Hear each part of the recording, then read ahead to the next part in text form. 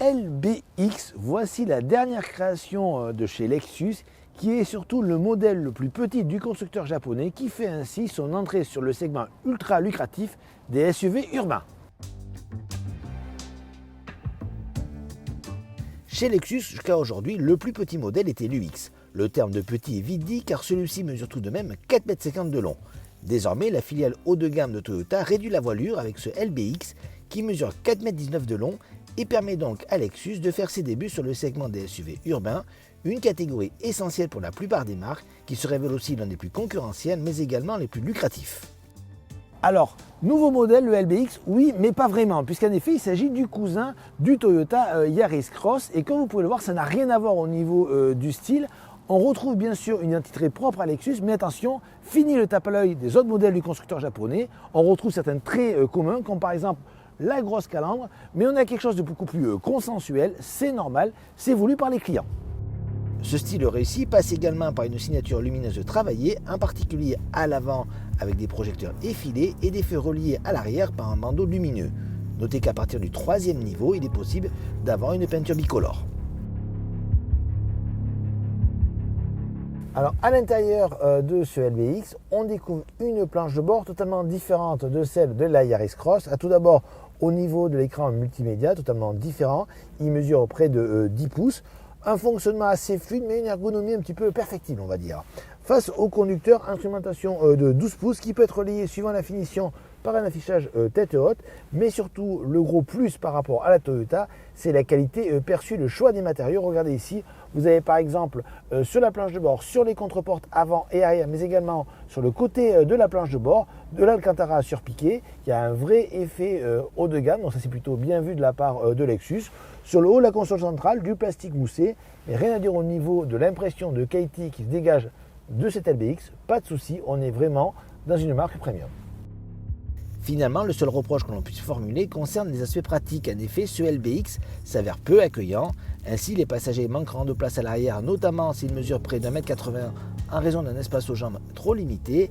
Constat presque identique pour le volume de chargement avec 402 litres, auquel il faudra soustraire encore 90 litres, soit 315 litres, si vous optez pour la version à transmission intégrale. À titre de comparaison, un Audi Q2 propose 400 litres et une DS3 dispose pour sa part de 350 litres. Le LBX se situe donc dans la moyenne de la catégorie. Contrairement à beaucoup de marques, pas de motorisation 100% électrique chez Lexus, ce LBX utilise bien évidemment la technologie hybride maison. Rien d'étonnant en cela, Toyota s'est imposé au fil des années comme la marque référence en la matière. Sous ce capot prend donc place un bloc inédit, un 3 cylindres 1,5 litre de 136 chevaux. Bien que repris prochainement sur les Yaris et Yaris Cross mais en 130 chevaux, ce bloc sera toujours exclusif puisque sa puissance sera donc supérieure à celle de ses deux cousins. Et nous voici donc aujourd'hui au volant de ce LBX en version 2 roues motrices. Alors bien sûr, on retrouve la motorisation clé du groupe Toyota, à savoir un bloc hybride.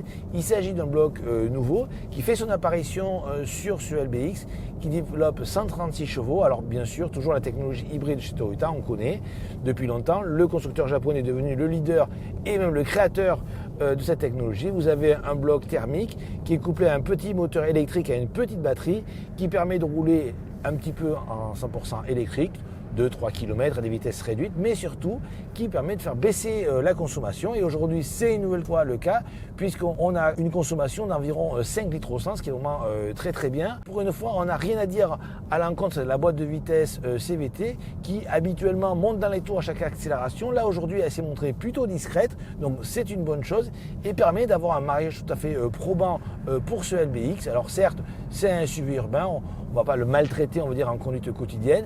C'est un véhicule plutôt plaisant, d'autant plus que la partie châssis est bien conçue, il y a du confort, vous avez des mouvements de caisse qui sont plutôt bien tenus. Donc en clair, une copie sur route tout à fait probante et qui permettra à tous ceux qui n'aiment pas les véhicules 100% électriques d'avoir un véhicule qui permet quand même de faire des économies à la pompe, ce qui est plutôt une bonne chose. Avec ce LBX, Lexus fait une entrée remarquée sur le segment des SUV urbains premium, une catégorie relativement restreinte puisqu'elle est composée aujourd'hui uniquement du vieillissant Audi Q2 et de la française la DS3. Donc ce SUV japonais a des arguments à faire prévaloir. Dommage que les aspects pratiques soient relativement réduits. Rien à redire de la qualité des matériaux, de l'équipement très riche. Les tarifs sont aussi un petit peu premium puisqu'ils débutent à partir de 34 300 € et vont jusqu'à 47 000 €.